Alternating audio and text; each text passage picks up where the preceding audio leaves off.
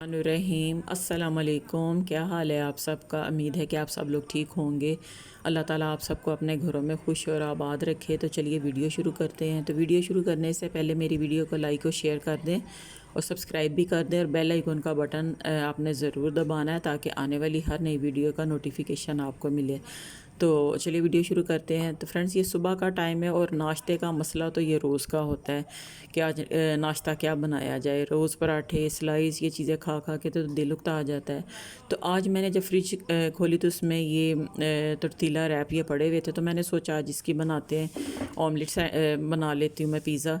तो चलिए शुरू करते। तो इसके लिए ये देखें, मैंने अंडे को फेंट लिया, उसमें मैंने सिर्फ नमक और मिर्च डाल के ये इसको मैंने तवे के ऊपर मैंने डाल दिया और उसके ऊपर मैंने ये डाला है प्याज, टमाटर और पालक घर में पड़ी थी। जो चीज़ें घर में पड़ी हुई आसानी से आप जो चीज़ें पड़ी आप वो डाल के आमलेट बना लें। वो डाल के ऊपर से मैंने रोटी रखी, उसको दबा के अच्छी तरह उल्टाया है और ये बना लिया। तो ये एक किस्म का पिज़्ज़ा बन गया, ऑमलेट पिज़्ज़ा बन गया। तो बच्चों ने ये खाया, इससे पेट भी भर गया था और मज़े का मज़ा और पेट भी भर गया। तो मैंने इसी तरह ये दो तीन चार ये मैंने बनाए हैं और आज सुबह नाश्ते में ये सब ने नाश्ता इसका किया है।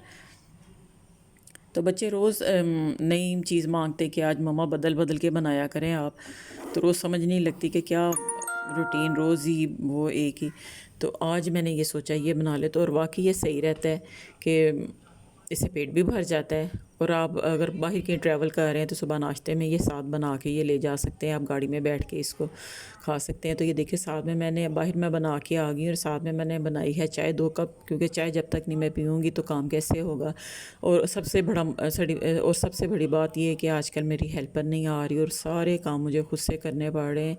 तो मैंने पहले सफाई की है और मेरे बेटे ने मेरे साथ लग के थोड़ा बहुत जो है मेरी हेल्प की है।